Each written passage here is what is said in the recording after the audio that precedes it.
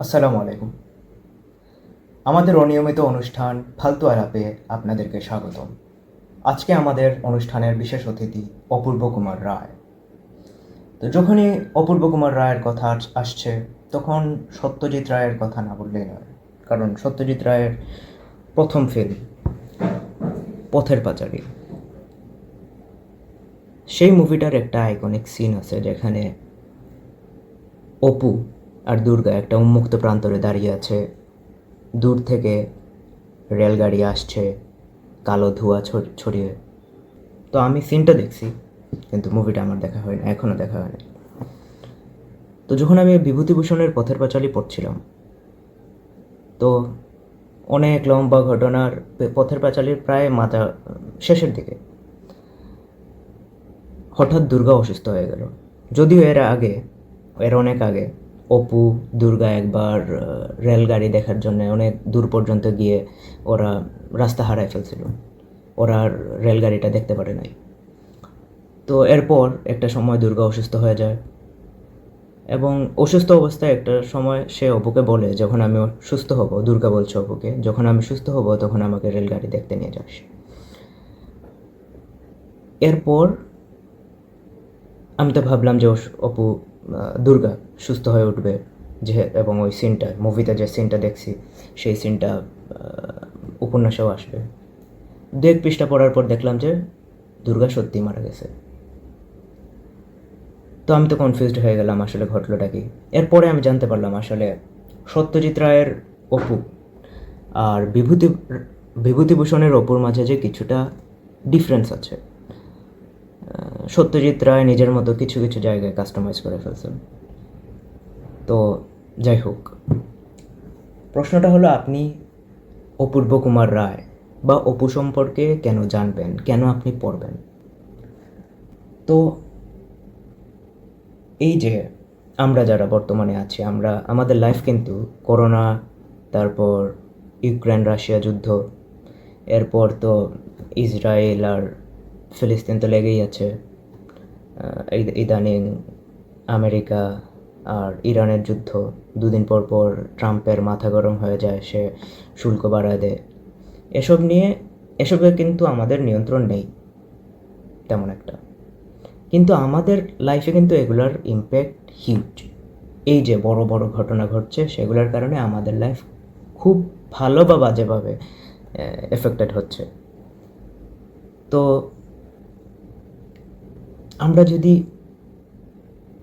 আমাদের লাইফকে একটু জাজ করতে যাই, একটু যদি বুঝতে যাই, সেখানে কয়েকটা বিষয় কনসিডার করতে হবে। একটা হলো জন্ম, একটা হলো মৃত্যু, এবং এর মাঝের যে সময়টা, সেখানে হয়তোবা আমরা এমন কাজ করছি যেটার কারণে আমরা সাকসেসফুল হচ্ছি, অথবা আমরা ব্যর্থ হচ্ছি।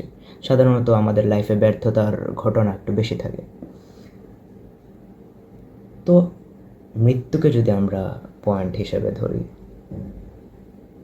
তাহলে আমরা আসলে জানি না, হয়তোবা আপনি এই সপ্তাহে মারা যেতে পারেন, হয়তোবা পরশু দিন, হয়তোবা আজ রাত 12টার মধ্যে। কিন্তু এইভাবে গণনা করাটা একটু টাফ। সো আমরা ধরলাম যে জন্মকেই ধরলাম। আমরা যারা মোটামুটি 25 বছর ধরে আগে জন্ম নিয়েছি, 20 বছর আগে জন্ম নিয়েছি, আমরা মনে করছি যে আমাদের লাইফে অনেক টাইম আছে। কিন্তু আমরা আসলে আমরা খুব বেশি কনফিউজড, আমরা কোন ফিল্ডে যাওয়া উচিত, কোন ফিল্ডে গেলে আমরা ভালো কিছু করতে পারবো, আবার কি হলে আমরা আসলে আমাদের কাছে আমরা নিজের লাইফকে সাকসেসফুল হিসেবে মনে করব। একটা সময় পর আমরা আসলে ঠিক জানি না, জানলেও আদৌ সেই জায়গায় আমরা পৌঁছাতে পারবো কি না, পৌঁছালে আদৌ ওই পজিশনটাকে বা ওই ওই জায়গাটাকে আমরা সাকসেস হিসেবে মানব কি না আমরা জানি না, গেলে উঠে যাবে। আবার ধরেন গড়ায়ু তো 70-এর মতো, তো যারা 70-এর আশপাশে চলে গিয়েছেন বা পাড়ি দিয়ে দিয়েছেন, তারা হয়তো বা এখন গুনছেন যে কিছুদিনের মধ্যেই তারা টাইম অ্যান্ড স্পেসের বাইরে চলে যাবেন। তো ওই যারা 70-এর আশপাশে চলে গেছেন, সেখানে আমরা দু ধরনের মানুষ পাই। একটা হলো, আমি আর কি পেয়েছি দু ধরনের মানুষ।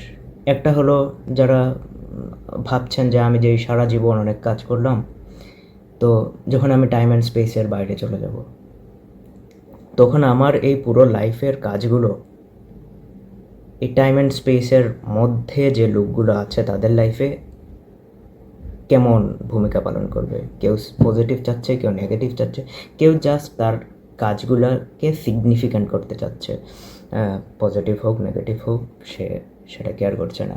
আবার কেউ কেউ আছেন যারা চিন্তা করছেন যে যখন উনি টাইম অ্যান্ড স্পেসের বাইরে চলে যাবেন তখন তখন উনি কীরকম লাইফ লিড করবেন।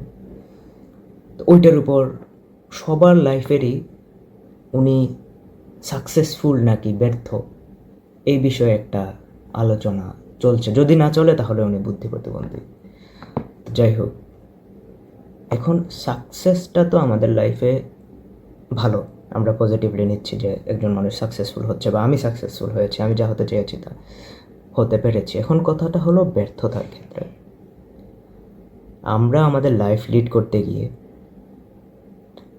অনেক বিষয়েই হারাই। আমরা যা হতে চাই তা হতে পারি না, আমরা যা আমাদের লাইফে রাখতে চাই আমরা তা রাখতে পারি না। অপুটা পড়া উচিত আপনার ব্যর্থতার, আপনি লাইফে যা হারিয়েছেন সেই সেই সব জিনিসগুলো আপনার লাইফে যে কতটা প্রয়োজনীয় ছিল সেটা বোঝার জন্য। পথের পাঁচালীর উপন্যাসটা শুরু হয় অপু হলো কেন্দ্রীয় চরিত্র। অপুর জন্মের অনেক আগ থেকে সেখানে ধীরে ধীরে ডেভেলপ করা হয় ওর ফ্যামিলি, ওর গ্রাম নিশ্চিন্দিপুর, সেখানের মানুষের যে আর্থিক অবস্থা, ওদের ফ্যামিলির যে দারিদ্রতা সেটা ফুটিয়ে তোলা হয়।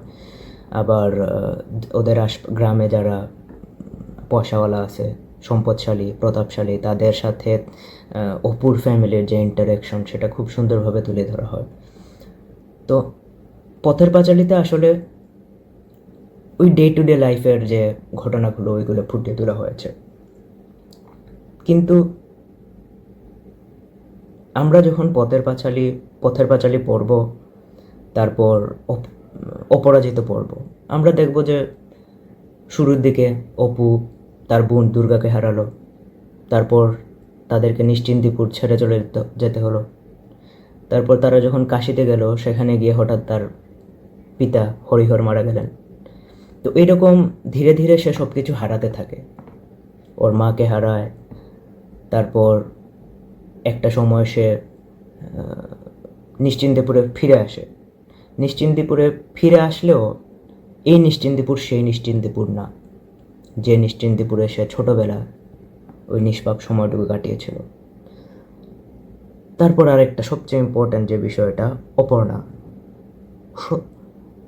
অপু যদি অপর্ণাকে না হারাতো তাহলে কি অপু হতে পারত? সেটা একটা ইম্পর্ট্যান্ট বিষয়। এই পুরো যে অপু যে ক্যারেক্টার, যে দুইটা বইব্যাপী।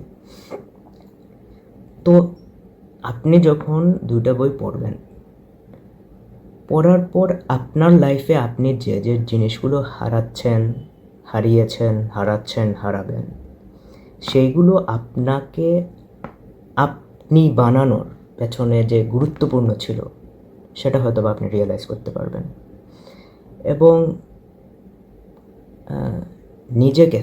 নিজেকে স্যাক্রিফাইস করা কতটা চালাকি বা বুকামি সেটা সম্পর্কে আপনার একটা আন্ডারস্ট্যান্ডিং, আপনার নিজের একটা আন্ডারস্ট্যান্ডিং হয়তো বা ডেভেলপ হতে পারে। যে আপনি মাঝে মাঝে কী হয়, সাকসেসের সংজ্ঞাটা আমাদের কাছে একটু কন্ট্রাডিক্টরি হয়ে যায়। সমাজ যেটাকে সাকসেস বলছে আমরা সেটাকে সাকসেস, পার্সোনালি ব্যক্তি সেটাকে সাকসেস হিসেবে মানতে চায় না, কিন্তু সমাজে সে বাস করতে গিয়ে, সমাজের চোখে সম্মানিত হতে গিয়ে সে তার নিজের প্রতি যে একটা জাজমেন্ট সেটাকে স্যাক্রিফাইস করে দেয়। তো হয়তোবা আপনি যখন অপরাজিত, পথের পাঁচালী এই দুইটা বই পড়ার পর অপুকে জানতে পারবেন, তখন আপনি নিজের সম্পর্কে একটা ভালো ডিসিশন নিতে পারবেন যে আপনার আসলে কোন বিষয়ে কতটুকু স্যাক্রিফাইস করা উচিত। এবং সেটা আপনি পড়ে দেখতে পারেন। সব কিছু আমি বললে তো হবে না।